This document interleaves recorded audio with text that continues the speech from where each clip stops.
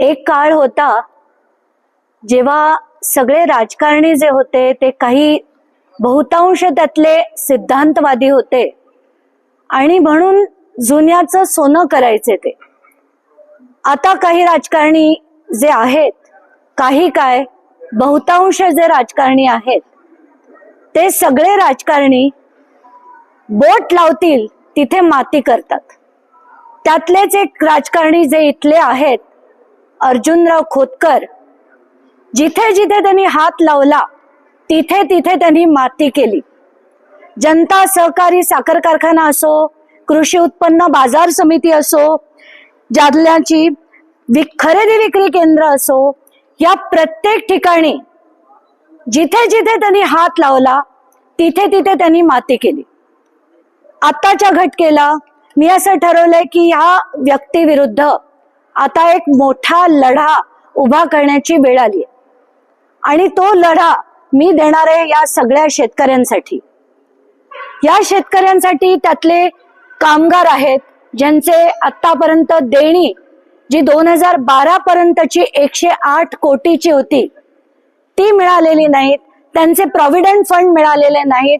कारण कुठलाही साखर कारखाना जेव्हा विकत घेतला जातो त्या ऍसेट्स बरोबर त्याचे लायबिलिटीज पण विकत घेतले जातात आणि त्या कामगारांचं देणं म्हणा, शेतकऱ्यांचं देणं म्हणा, हे सगळं द्यावं लागतं. पण तसं न करता हा जो कवडी मोलात त्यांना मिळालेला, जसं एक दादा म्हणाले, त्या साखर कारखान्यावर दरोडा घालण्याचं काम हे अर्जुन खोतकरांनी केलंय आणि या विरुद्ध अतिशय तीव्र लढा उभा करण्याचं आम्ही ठरवलंय.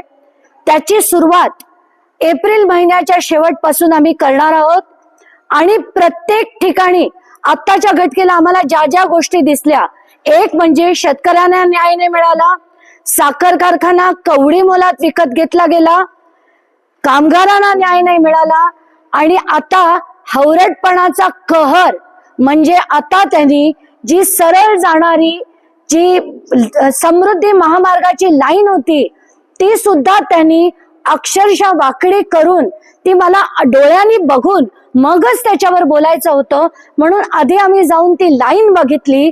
ती पिवळी रेष कशी वाकवली गेली, म्हणजे सरळ जाणारा मार्ग हा वाकडा करून हा बदलण्यात आला. का तर फक्त 18 एकर जमीन देऊन 70 कोटी रुपये या अर्जुन खोतकरांना खायचा त्यांचा प्लॅन होता. म्हणजे 235 एकर पैकी 18 एकर गेली तर उरलेली 215 एकर जमीन फुकट त्यांच्या घशात जाते. आत्ताच्या घटकेला आम्ही हेच ठरवलंय की हे सगळं थांबवायला लागेल.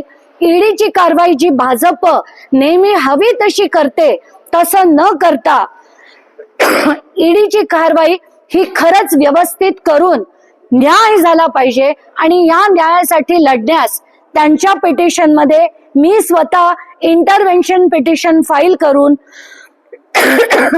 एवढंच नाही तर मुख्यमंत्र्यांची वेळ मागून त्यांना दाखवून शिंदेना सांगणारे, तुमच्या पक्षातले जरी हे असले तरी तुमच्या पक्षातलं तुमच्याकडे अर्बन प्लॅनिंग असल्यामुळे हे प्रकल्प पूर्णपणे ही वाकडी तिकडी केलेली लाईन कॅन्सल करायला त्यांना भाग पाडण्याचं काम देखील आपल्याला सगळ्यांना मिळून करणार आहे असा आम्ही आज निश्चय केलाय. आणि याच्या एप्रिल महिन्याच्या एंड पासनं हा लढा अतिशय आम्ही तीव्र करण्याचा ठरवलेला आहे.